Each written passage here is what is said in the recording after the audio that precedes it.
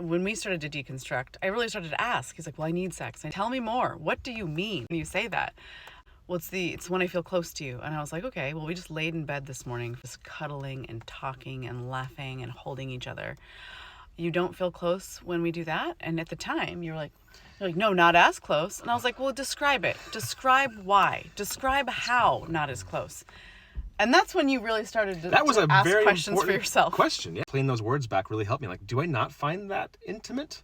Like, we use the word intimacy, like, for sex, but, like, is, like, being in close proximity, like, emotionally vulnerable with somebody, like, being able to really enjoy the presence of somebody not intimate? Of course it is, right? So I was like, oh, I have to go back and deconstruct all these other lies I've told myself, forced by, culture and men saying that. But part of it was also like, oh, this might be a place I can finally belong. Like, I don't feel like I belong. But if I'm told that through sex I can, then of course I want that. That's what I was telling myself, is like, oh, you accept me, so therefore I am acceptable.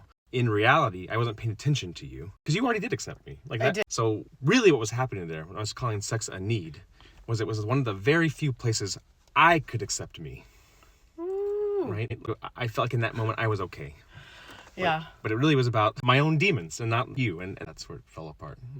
Yeah. And our sex life didn't begin to have space to heal, because healing doesn't happen overnight, and ours couldn't even begin to heal without the space to heal until he really started to ask those questions. Like, and I started with, like, what do you mean? Please, have you asked yourself these questions? Have you explored internally what this means to you? No. And the truth was he hadn't. Not. He hadn't really explored where these thoughts come from and why he has them. Well, it was almost like sex was like a magic pill, though. Like, sex wasn't about co-creation, as you like to put it. Sex was about making me feel relieved from all the other pain and anxiety that I was feeling. And in this particular culture, there's a lot of pain and a lot of anxiety that men feel. Mm-hmm. Like, that pain is real. I don't want to dismiss that at all. Like, I feel that. I felt that. But I thought that sex was somehow kind of an antidote. Yeah. But you can't use human capital as your own personal, drug or solution, especially not somebody you care about deeply. That's maybe why a lot of men don't engage in this work, is because the reality of where we thought we were coming from and the Grand Canyon-sized gap of how far it is from where we should have been is so painful. Like, to have, like, thought we were trying hard and failed that miserably is embarrassing.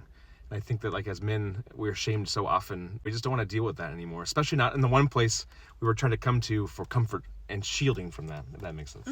What's not sexy about a man who's feeling moody and down? Yes. Who doesn't want to make love to that? Super hot? Yeah, oh.